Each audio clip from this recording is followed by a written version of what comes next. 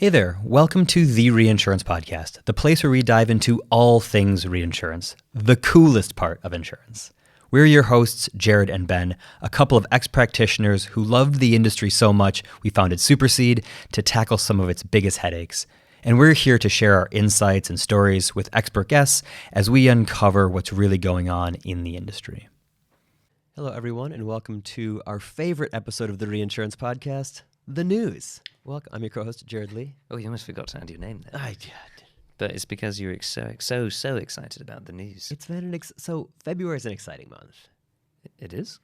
because it's results season. Oh, true. But I was going to say.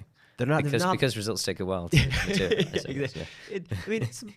We could be worse, as we have industry standards. So results are starting to come in broadly looking very good for the industry. We're not going to spend a ton of time on results today, but on the whole, most people seem like they've had a good sort of 2023. Yeah, and I think as expected, right? We had a big shift. The renewal season prior to this one, largely things stayed kind of firm, a little bit more hardening, as we went into this set of renewals as well. So in the absence of any single major cat loss and just lots of smaller ones that sort of piled up, it was still a big loss year, but it felt like the industry had adjusted enough to be able to confidently report. It could withstand. Some really strong earnings. So across the board, we'll keep watching those as they continue to emerge. But largely, lots of net income rose by articles appearing all over the press. So well done, reinsurance folks. Yeah, congratulations. We won't give you the credit all to the Reinsurance Podcast, but I mean, if you're listening to this, you've done great work. All right. That's what they needed. We're here for your daily dose of encouragement here on the Reinsurance Podcast. We'll dive into other news stories covering across over the month. The UAE is getting a sort of massive signs of growth, especially in the motor sector. This is a traditionally super tricky sector for them to have profitability in. Big losses in 2022, but Fitch is sort of showing that there's some turnaround there. We've covered this market before around the opportunity for emerging market growth. Motor's always been a big opportunity globally, hasn't it? As like it's a sector that drives insurance in a number of geographies. Yeah, absolutely. I think we're watching a number of regions sort of respond differently to different things at the moment. So I'm curious to see how this hardening market trends and whether we see a bit of bifurcation between, traditional and emerging sort of markets, especially given some of the geopolitics that are going on around the world at the moment. Yeah, well, and you're right, that relationship between a hardening reinsurance market and what it does to the insurance sector behind it, if you're trying to drive increased penetration and everything else, a harder reinsurance market is going to make that harder to do. So, yeah, we'll certainly keep watching that, especially in those emerging markets. There's been some, we'll move into technology a little bit here. Accord has now established their Global Advisory Council to drive industry-wide collaboration. We are big fans and supporters of what Accord is trying to do there. On this organization, you've got Lloyd's of London, the IUA, ABIR, Association of Bermuda Insurers and Reinsurers, Singapore Reinsurance Association, and the DIFC. So many of our friends in the market. It's like the Lord of the Rings or something. Well, I really hope they sat around and they had sit in a big circle. Yeah. The fellowship of standards. But I think it's a recognition, and Accord's always sort of championed this, but this recognition that the industry won't hit these innovation targets alone. Like there's some of this is going to have to be a collective effort to be better. They will have to be adept. Yeah. That's an Accord It's pun. an Accord pun. I appreciate it, I'll be honest. Yeah.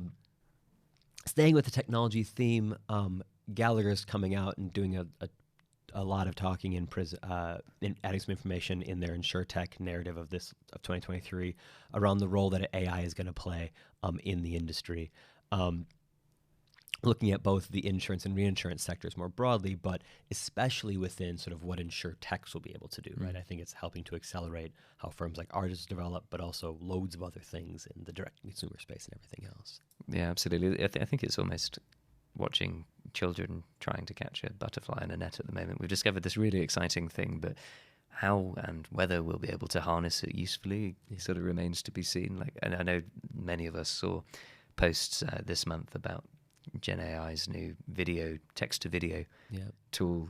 Again, not obviously useful to us in the industry at all, but you're like, whoa. Yeah. If it can do that, then surely it must be able to do something useful for us as well. Well, Google just came out a couple weeks ago with their most recent one, Gemma, I think. I'm hoping that Peter's not shouting into his headphones right now.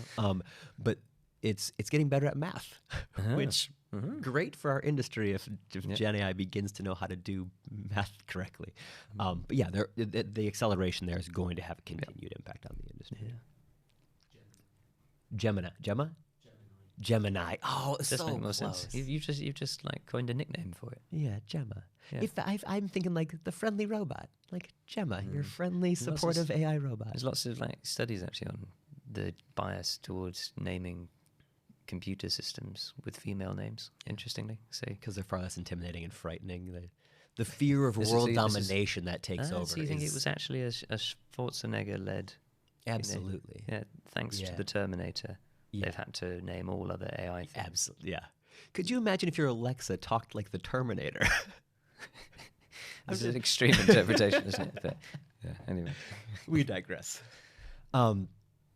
But going back to speaking of the world ending, the sort of rising demand. There's a rising demand coming from Chaucer of political risk and insurance among sort of surging global elections coming up, a rising sort of geopolitical tensions happening. Chaucer's sort of the one talking about it the most, but like this is obviously something that is increasing quite a lot in the market at the moment. Yeah, I mean, you quite literally got people abandoning ships at the moment in the sea where they're being shot by drones and underwater drones and all sorts. And you know, the US and the Brits are trying to intervene to stop the shipping being interrupted, but it's not a fully effective mitigation at the moment. So I think sort of inevitably we're going to see a lot more demand for insurance there and probably quite higher prices. Similar things going on again, Russia-Ukraine related, where people are having to establish other routes. We've got recent, scars from certain canals being blocked by large vessels as well. So, that whole market, I think, is very sensitive to potential geopolitical tensions, especially, as you say, at a time when elections are taking place all over the world. Yeah, when we saw a shift in sort of the war and terrorism policies at the end, at sort of 1-1, but like this is sort of this continued knock-on of like, in this world of instability, what is happening? And then the very last story, we talked at the very top around the lack of cat events last year and the sort of helping the industry have good performance. Coming out of SCORE, there's going to be pressure on cat pricing at the April renewals still. We obviously know that's the big Japan renewal season. So foreshadowing what might be coming in sort of March and April, but it seems to be coming out of at least the SCORE exec that the pricing will continue to harden on those sort of cat-exposed perils for Japan. So let's watch this space. A reinsurer talking up prices? No. Well, we'll see how it actually goes in practice. So we'll see you in April on that one. But before then, there'll be March. Or at least normally there is. Fingers crossed. Yeah. But thank you, everyone. That's the news for February, and we will see you next time on the News Roundup. Thank you.